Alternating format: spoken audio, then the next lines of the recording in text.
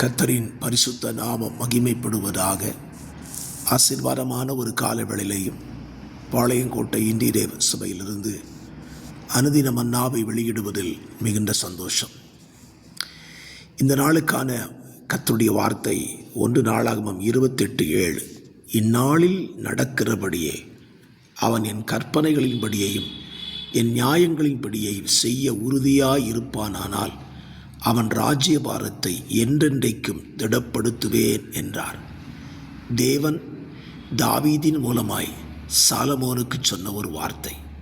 உன்னுடைய ராஜ்யபாரம் திடப்படுத்தப்பட வேண்டுமானால் நீ செய்ய வேண்டிய காரியத்தை கர்த்தர் சொல்கிறார். என் கற்பனைகளின்படியையும் என் நியாயங்களின்படியையும் செய்ய உறுதியாயிருந்தால். இன்றைக்கும் தங்களுடைய ராஜ்யத்தை நிலைநிறுத்திக் கொள்வதற்கு மனிதர்கள் படாத பாடுபடுகிறார்கள். ஏன், ஆவிக்குரிய தலைவர்களுக்கு கூட தங்கள் ராஜ்யத்தை தங்கள் ஸ்தானத்தை நிறுத்தி கொள்ள எத்தனையோ பிரயாசங்களை எடுக்கிறார்கள். மிக எளிமையாய் வேதம் நமக்கு சொல்லிக் கொடுக்கிறது. தேவன் நமக்கு தந்த ராஜ்யத்தை ஸ்தானத்தை தேவன் நிலைப்படுத்த வேண்டும். அதற்கு அவர் எடுத்துக்கொண்ட ஒரு வழி, அவருடைய கற்பனைகளின்படி அவருடைய நியாயங்களின்படி நாம் கை கொண்டு நடந்தாலே போதும், நம்முடைய ஸ்தானத்தை அவர் உறுதிப்படுத்துவார். மனுஷங்க உறுதிப்படுத்தணும்னு அவசியமே இல்லை.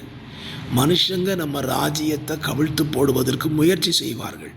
ஆனால் தேவன் நமக்கென்று ஒரு ஸ்தானத்தை ஏற்படுத்தி வைத்திருந்தால் அந்த ஸ்தானத்தில் நாம் உறுதியாய் நிற்பதற்கு சுலபமான வழிதான். வேற எதையும் செய்ய வேண்டாம். அவர் நமக்கு வச்ச கட்டளை கற்பனைகளை கொஞ்சம் கவனிப்போம், அதன்படி செய்வதற்கு நம்மை முழுமையாய் ஒப்பு கொடுத்து விடுவோம். அவ்வளவுதான். அப்படி நம்ம செஞ்சிட்டாலே போதும். நம்முடைய ராஜ்யபாரம் ஒரு நாளும், நமக்கு தேவன் கொடுத்த ஸ்தானம் ஒரு நாளும் பறிக்கப்படாது. என்னை கேட்கிற அருமையான கர்த்தருடைய பிள்ளைகளே, தானியேலின் வாழ்க்கையில் அவனுக்கு கொடுத்த ஸ்தானத்தை பறிக்கிறதுக்கு எவ்வளவு முயற்சி செய்தார்கள். முடிந்ததா? அது நடக்கலையே. தானியேல் மறுபடியும் பதவி உயர்வடைந்து மேலே போனானே தவிர அவன் கீழே வரவில்லை. காரணம் என்ன?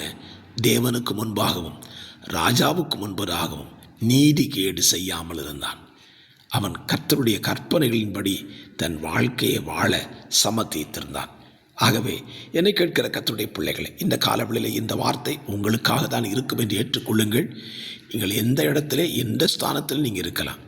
அது உறுதியாக இருப்பதற்கு கற்பனைகளையும் கட்டளைகளையும் நியாயங்களையும் கை கொள்ள தீர்மானியுங்கள். கை கொள்ளுங்கள். சொல்கிறதில் மட்டும் இல்லை, செஞ்சு பாருங்கள். நிச்சயமாக உங்கள் ஸ்தானம் உங்களுக்காகத்தான் இருக்கும். பிதாவே, இந்த வார்த்தையினை கேட்கிற பிள்ளைகள் இதை செய்வதற்கு அவர்களுக்கு கிருபையை கொடுங்க. இயேசுவின் நாமத்தில் பிதாவே, ஆமென், ஆமென்.